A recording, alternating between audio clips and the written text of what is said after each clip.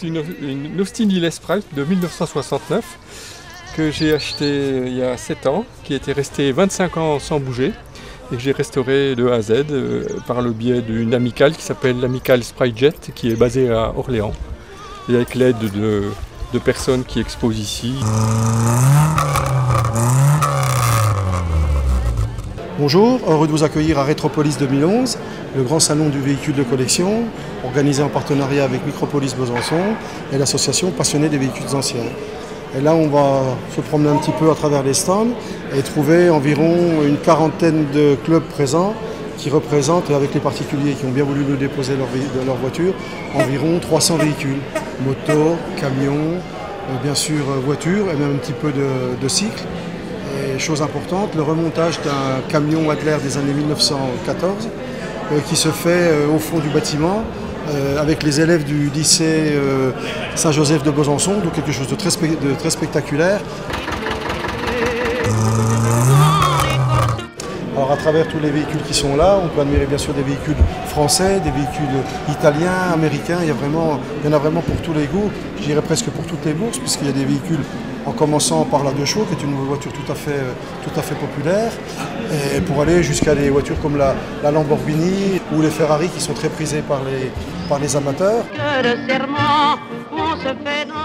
Je suis un peu fan de vieilles voitures et j'ai eu une voiture qui a appartenu à Johnny Hallyday, une Ford Ozzy. Johnny Hallyday avait eu un accident dans la région de Belfort et chez un casseur, j'ai racheté sa voiture. Et vraiment, je regrette de l'avoir vendue. Vraiment, je regrette.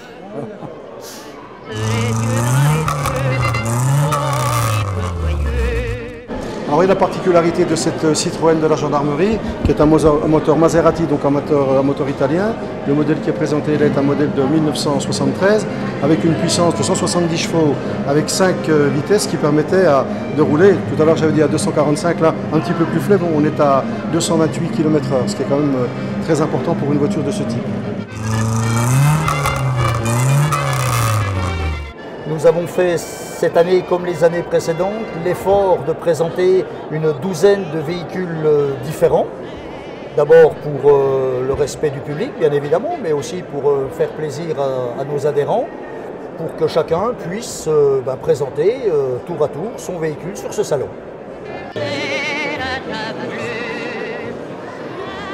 Votre présence sur le salon? Alors c'est évidemment pour faire découvrir au public qui maintenant ne connaît pas forcément le véhicule, donc la traction avant Citroën, c'est quand même un véhicule mythique dans la gamme, en tout cas chez le constructeur. C'était encore du temps de la conception, date du temps du vivant d'André Citroën. Et donc c'est un véhicule mythique que plusieurs générations ont connu. Et les gens effectivement en ont un souvenir encore très vivace. Certains se rappellent, donc la voiture a été utilisée évidemment par la Gestapo, c'est un très mauvais souvenir, mais également par les résistants, ce qui était plus flatteur, par toute une flopée de ministres, et également le général de Gaulle qui était très friand de Citroën, notamment de traction avant et également de DS.